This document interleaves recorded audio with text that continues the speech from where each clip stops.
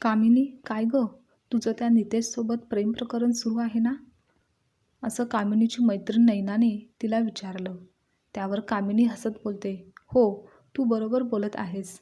आणि तुला एक गोष्ट सांगू का? लवकरच आम्ही लग्न देखील करणार आहोत. हो का? नितेशची लग्न करून तू तर राजाची राणी होशील ना? बरं ऐक ना, तो रोहन बघ तुझ्याकडे कसा नेहमी नजर रोखून बघत असतो. असं बोलून नैना कामिनीची चेष्टा करू लागली. नैनाला माहिती होतं की रोहनचा चेहरा बघणं तर दूरचीच गोष्ट, पण त्याचे नावही ऐकायला कामिनीला आवडत नसायचं. मग कामिनी रागातच नैनाला बोलू लागली की तुला माहिती आहे ना, मला तो रोहन अजिबात आवडत नाही. मग तरीही तू माझं नाव त्याच्याशी का जोडत राहतेस? अगं वेडे, मी तर फक्त चेष्टा करत होते. आणि तू म्हणतेस तर ठीक आहे. आता यापुढे अशी चेष्टा मी करणार नाही. असं बोलत नैनाने कामिनीची माफी मागितली. बरं ठीक आहे, असं कामिनी बोलते आणि पुढे म्हणाली, माझा नितेश इतका श्रीमंत, इतका दिसायला सुंदर आहे की त्याच्यापुढे तो रोहन काहीच नाही. तुला खरंच सांगते, त्या रोहनला बघून मला घाण वाटते. त्याचा किळस येतो. आणि त्याची बिचारे आई कमल काकू दिवसभर एकटीच बाहेर काम करून कमावत असते, कष्ट करते. आणि तो बिनकामाचा रोहन नुसता गावच्या चौकात बसून पान चगळत राहतोय. आणि त्याची आई एकटीच कमवते. असं कामिनी नैनाला सांगू लागली. त्यावर नैना बोलते, हा खरंच आहे. तो इतका निष्काळजीपणा कसा काय करतो काय कळत नाही. रोहनच्या आईचा त्याच्यावर खूप जीव होता आणि रोहनही आपल्या आईवर खूप प्रेम करायचा. आणि ही एकच गोष्ट कमल काकूंना सुखावून जायची, म्हणून त्या कधीही रोहनच्या विरोधात एकही शब्द कोणाकडून ऐकून घेत नसायच्या.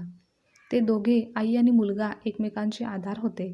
रोहन जेव्हा 5 वर्षाचा होता तेव्हा त्याचे वडील गेले होते. त्यानंतर शिलाईचं कपड्यांचं काम करून कमल काकूंनी आपल्या मुलाला वाढवलं होतं. त्या आपल्या मुलाच्या सर्व मागण्या हट्ट पूर्ण करायच्या. आणि त्याच्या याच लाडात रोहन इतका आळशी आणि निकम्मा होत चाललेला होता की ना तर त्याला वाचन लेखनात, शिक्षणात आवड नव्हती, ना कोणते काम करण्यात रस होता.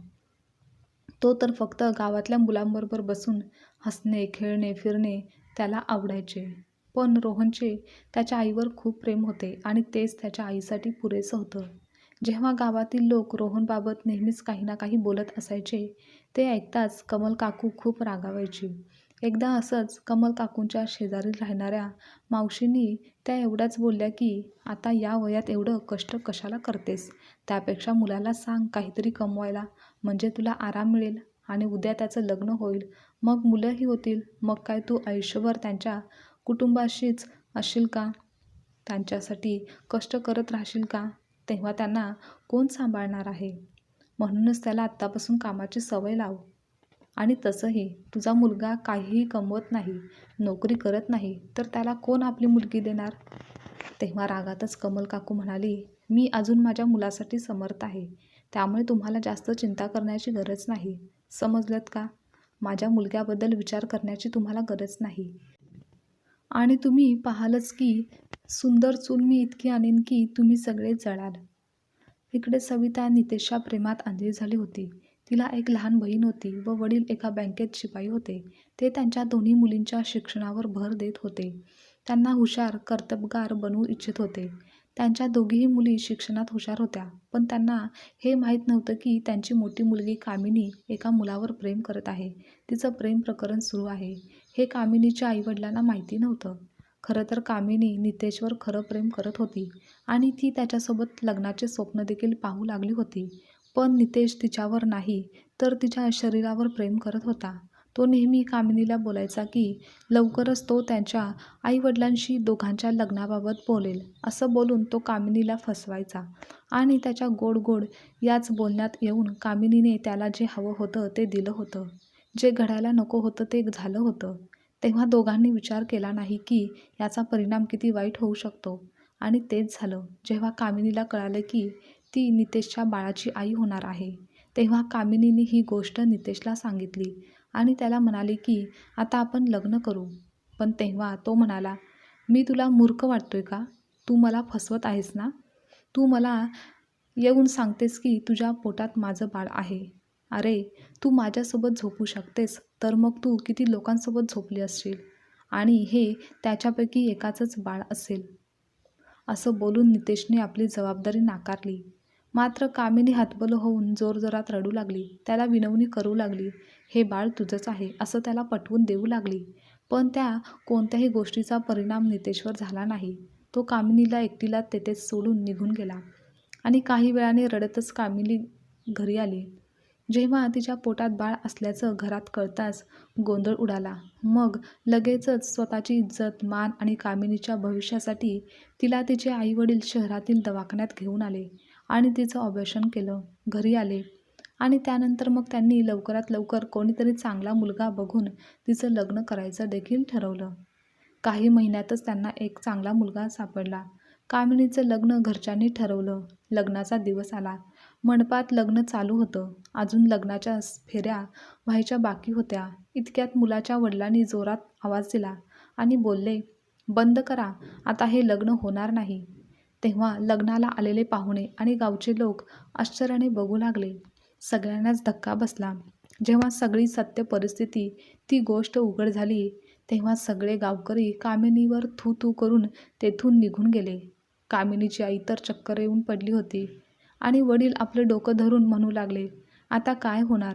आपण गावकऱ्यांना काय तोंड दाखवणार? या मुलीने आपल्याला इतकं बेइज्जत केलं आहे की आता कोणीही आपल्याला पाहायला येणार नाही. तुझ्यासाठी कोणतंही स्थळ येणार नाही. आता कोण तिचा हात धरणार? कोण तुझ्याशी लग्न करणार?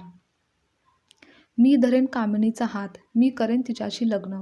अचानक कोणाच्या तरी तोंडातून हे ऐकून कामिनीचे वडील थोडे अचंबित होऊन मागे वळून पाहिले तर रोहन त्याच्या आईसोबत उभा होता. रोहन, तू? कामिनीच्या वडिलांनी आश्चर्याने विचारलं. तेव्हा कमल काकू म्हणाली, हो भाऊ साहेब, तुम्ही बरोबर ऐकलं आहे. मी तुमच्या मुलीला आपल्या घरची सून बनवायला तयार आहे, कारण माझा रोहन तुमच्या मुलीवर प्रेम करतो. कामिनीची आई वडील शांत आणि घाबरलेले दिसत होते. ते पाहून रोहनची आई पुढे म्हणाली, अहो, आता गावकऱ्यांची काळजी करू नका, कारण माझ्यासाठी माझ्या मुलाचा आनंद सगळ्यात महत्त्वाचा आहे. बाकी लोक काय विचारतील, काय म्हणतील याने मला काहीही फरक पडत नाही. आता परिस्थिती देखील अशी होती की त्या लग्नासाठी कोणीच नाही बोलू शकलं नाही. आणि मग तेथेच कामिनी व रोहनचं लग्न झालं.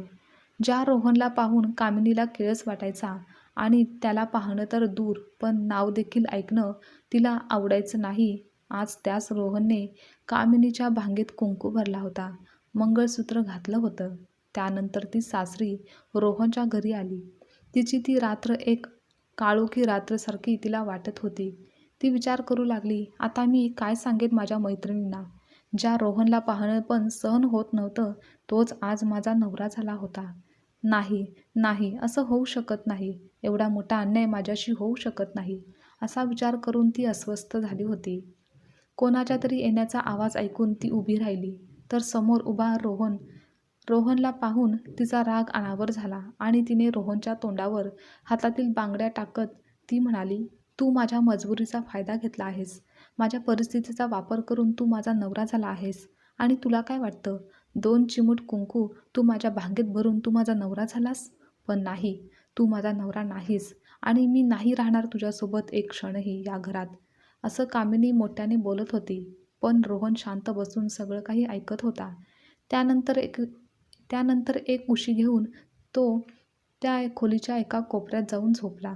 मग कामिनीने मनात ठरवलं की सकाळ होताच ती आपल्या घरी माहेरी जाईल. पण मग तिला तिच्या आईवडिलांची आठवण आली आणि लग्नाच्या दिवसातील गोष्ट आठवायला लागली. आज रोहन नसता तर कदाचित आपण मरण पावलो असतो, कारण मी तर सर्वांना तोंड दाखवण्यासाठी जागाही ठेवली नव्हती. तिने आईला फोन केला आणि आपलं दुःख सांगितलं. त्यावर तिची आई म्हणाली, आता तेच तुझं सासर व तोच तुझा नवरा आहे, त्यामुळे आहे त्याचा स्वीकार कर आणि शक्य झालं तर आम्हाला माफ कर, कारण अजून तुझ्या लहान बहिणीचं लग्न करायचं आहे. आता कामिनीला माहेरी देखील जाता येत नव्हतं. आता तिचं या घराशिवाय कोणतंही आपलं घर नव्हतं. असा विचार करून कामिनीने आपले पुढे चालणारे पाय थांबवले आणि तेथेच रोहनच्या घरी ती राहू लागली. पण या घरात प्रत्येक क्षण ती मरत होती. तिला आपले जीवन नरक वाटू लागले होते. पण या सगळ्याला जबाबदार देखील तीच होती. झालेल्या सर्व प्रसंगाने कधी कधी तिला वाटायचं की रोहनची पत्नी बनून राहण्यापेक्षा चांगलं हे आहे की कुठेतरी जाऊन जीव द्यावा, पण मरायचं ते इतकं सोपं पण नव्हतं. आई-वडील, नातेवाईक, अगदी मैत्रिणी देखील तिला सोडून गेल्या होत्या. तिच्यापासून दूर अंतर ठेवून त्या वागत होत्या. सगळ्यांनी जाणून बुजून तिला दूर केलं होतं. आता फक्त तिचं आयुष्य चालू होतं. कामिनी उदास आणि घाबरलेला चेहरा पाहून नेहमी हसणारा आणि हसवणारा रोहन पण अलीकडे उदास राहत होता. तो कामिनीला खुश ठेवू इच्छित होता, पण त्याला पाहताच ती असं काही ओरडायची जसं कोणीतरी भूतच पाहिलं आहे.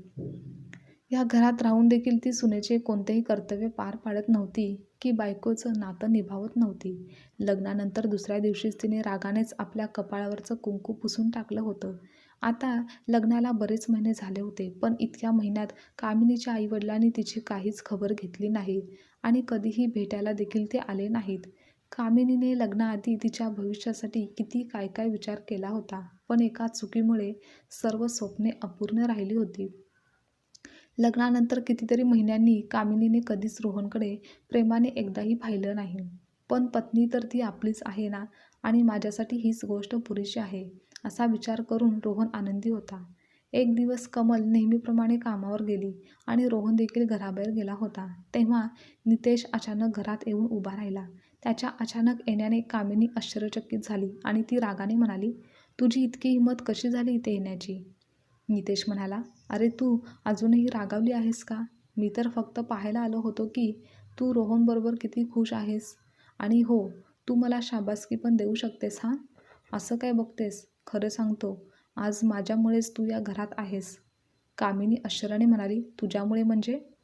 "अरे मीच त्या मुलाच्या कुटुंबाला आपल्या नात्याबद्दल सांगितलं होतं आणि तू माझ्या बाळाची आई होणार होतीस हे देखील सांगितलं होतं. तू हे बरोबर केलं नाहीस." "काय चुकीचं केलं मी?" नितेश हसत म्हणाला. हे ऐकून कामिनी थक्क झाली. ती म्हणाली, "तू असं का केलं? बोल ना. तुला माहिती आहे का, तुझ्यामुळे आज माझं आयुष्य खराब झालं आहे. तुझा तो गोरा रंग फार आठवतो मला." कामिनीच्या अंगावर हात फिरवत नितेश म्हणाला. मग ती त्याच्यापासून दूर झाली तर नितेश म्हणाला, "ऐक, आपलं जे काही होतं ते जसेच्या तसं यापुढेही चालू राहू दे." मग कामिनीने विचारलं, "आपलं नातं काय आहे मग?" "मला ठाऊक आहे तू माझ्यावर रागावली आहेस, पण मी प्रत्येक मुलीशी लग्न करू शकत नाही ना," असं नितेश निर्लज्जपणे म्हणाला. "म्हणजे तुझं नातं अनेक मुलीसोबत होतं, पण मला कधी कळलंच नाही."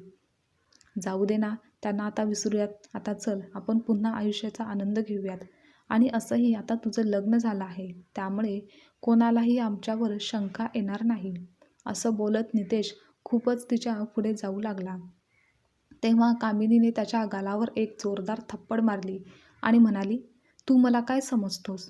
खरंय, माझी तुला ओळखण्यात चूक झाली, पण मी तुझ्यावर प्रेम केलं होतं आणि तू काय केलं? रोहनने तर मला आणि माझ्या कुटुंबाला सगळ्या वाईटापासून वाचवलं. तू आत्ताच्या आत्ता इथून निघून जा. माझ्या घरातून बाहेर पड, नाहीतर मी पोलिसांना बोलवेन." असं म्हणत कामिनी घराबाहेर जात होती. तेव्हा नितेशने तिचा हात धरला आणि स्वतःकडे जोरात ओढलं आणि बोलू लागला, "तुझी इतकी हिंमत की तू माझ्यावर हात उचललास आणि पोलिसांना बोलवशील? आता मी तुला दाखवतो." असं म्हणत त्याने कामिनीला जमिनीवर ढकललं आणि तिच्यावर तो जबरदस्ती करू लागला. तेव्हा स्वतःला असहाय्य समजून कामिनी घाबरली. तिने नितेशच्या पकडेतून सुटण्यासाठी खूप प्रयत्न केले, पण ती हारली आणि विनवणी करत म्हणू लागली, "मला सोड, असं करू नकोस." पण नितेश आता राक्षस होऊन बसला होता. त्याचवेळी त्याच्या पाठीवर जोरदार धक्का बसल्याने तो थक्क झाला आणि मागे पलटून बघितलं तर समोर रोहन उभा होता. "तू आहेस का?" नितेश हसत हसत म्हणाला. "ये, तू येथून लांब जा." एवढं बोलून तो पुन्हा कामिनीकडे धावत गेला. यावेळी रोहनने त्याच्या तोंडावर एवढा जोरदार फटका मारला की त्याच्या तोंडातून रक्त आलं. तेव्हा आपलं वाहतं रक्त पाहून नितेश संतापून म्हणाला, "तुझ्यात इतकी हिंमत आली आहे का की तू मला मारलंस?" आणि त्याने आपल्या जवळचा चाकू काढला व तो कामिनीवर रोखून ठेवत म्हणाला, "आज तर मी हिला सोडणारच नाही. मला जे करायचं आहे ते मी करणारच." नितेश जवळचा चाकू पाहून कामिनी घाबरली आणि रोहन देखील थोडा स्तब्ध झाला. पण नंतर झपाट्याने तो नितेशकडे धावत गेला आणि म्हणाला, "तुझ्यात इतकी हिंमत आहे का की तू माझ्या बायकोवर वार करशील?" पण तेवढ्यात नितेशने आपल्या जवळच्या चाकूने कामिनीवर हल्ला करण्याचा प्रयत्न केला, पण तो वार रोहनने स्वतःवर घेतला. रोहनच्या हाताला दुखापत झाली. हा सर्व प्रकार बराच वेळ चालू होता. ते पाहता कोणीतरी पोलिसांना बोलवलेलं होतं. रोहनला चाकू लागलेला आहे हे पाहताच नितेश तेथून पळायला लागला. पण त्याआधीच तो पोलिसांच्या ताब्यात गेला. तेव्हा शेजारील लोकांनी रोहनला रुग्णालयात दाखल केलं. रोहनचे ऑपरेशन झालं होतं. पण डॉक्टर म्हणाले की ऑपरेशन तर व्यवस्थित झालं आहे, पण त्याला जाग येईपर्यंत काहीही सांगता येणार नाही. हे ऐकून त्याची आई रडत रडत खूप तिची वाईट अवस्था झाली होती. गावातील स्त्रिया तिला हिंमत आणि आधार देत होत्या. पण त्या स्त्रिया हे देखील बोलायला मागे हटत नव्हत्या की रोहनच्या या अवस्थेला जबाबदार तर कामिनीच आहे. तेव्हा कामिनी देखील विचार करू लागली की हो, हे सगळं खरंच तर बोलत आहेत. रोहनच्या या अवस्थेला जबाबदार फक्त मीच आहे. ज्या रोहनचा मी नेहमीच द्वेष राग केला, आज त्यानेच आपला जीव धोक्यात टाकून माझा जीव वाचवला आहे. काही वेळाने नर्स आली आणि सांगितलं की रोहनला शुद्ध आली आहे. तेव्हा कामिनी आत जाताना कमलने कामिनीचा हात धरला आणि म्हणाली, नाही, तू आत जाणार नाहीस. आज तुझ्यामुळेच माझा मुलगा येथे आहे. तू माझ्या मुलासाठी काळ्या सावलीसारखी आहेस. माझी चूक झाली जे मी तुला माझ्या मुलासाठी निवडलं होतं. तुला सून करून आणलं हीच माझी चूक होती. इतक्यात नर्स विचारते, तुम्ही कामिनी आहात का? तेव्हा डबडबलेल्या डोळ्यांनी कामिनी म्हणाली, हो हो, मीच आहे. नर्स म्हणाली, आत जा, पेशंट तुम्हाला विचारत आहे. तेव्हा कामिनी आतमध्ये निघून गेली आणि कमलही आतमध्ये गेली. पण सासू कमलच्या भीतीने कामिनी दूरच उभी राहून रोहनकडे पाहू लागली. त्याची अशी अवस्था पाहून ती रडू लागली. तेव्हा रोहनची नजर कामिनीवर होतीच. तेव्हा त्याने हाताने इशारा करून तिला जवळ बोलावलं आणि हळूच विचारलं, कशी आहेस कामिनी? डोळे पुसत कामिनी म्हणाली, तू माझ्यासाठी स्वतःचा जीव धोक्यात का घातलास? मला मरू द्यायचं होतं ना? सांग ना, का मला वाचवलंस? असं बोलून ती तिथून निघण्याचा प्रयत्न करत होती. पण तेव्हा रोहनने तिचा हात पकडला आणि तिच्या भांगेतील कुंकवाकडे एकटक पाहू लागला. तेव्हा कामिनी बोलली, हो रोहन, हे कुंकू मी आजपासून तुझ्यासाठी भरलं आहे. खरं तर लग्नाच्या दिवशीच तूच हे कुंकू भरलं होतं, पण त्यानंतर मी हे नातं कधीच स्वीकारलं नाही. तुझी व या नात्याची व या कुंकवाची किंमत ठेवली नाही. पण तू नेहमी माझ्या सुखासाठी, आनंदासाठी प्रयत्नशील राहिलास. म्हणूनच आज मला तुझी किंमत कळाली आहे. आणि आपण कोणावर प्रेम करतो यापेक्षा आपल्यावर कोण प्रेम करतं हे जास्त महत्त्वाचं असतं, हे मला आता समजलं आहे. त्यानंतर रोहन व कामिनीचा संसार सुखाचा सुरू झाला.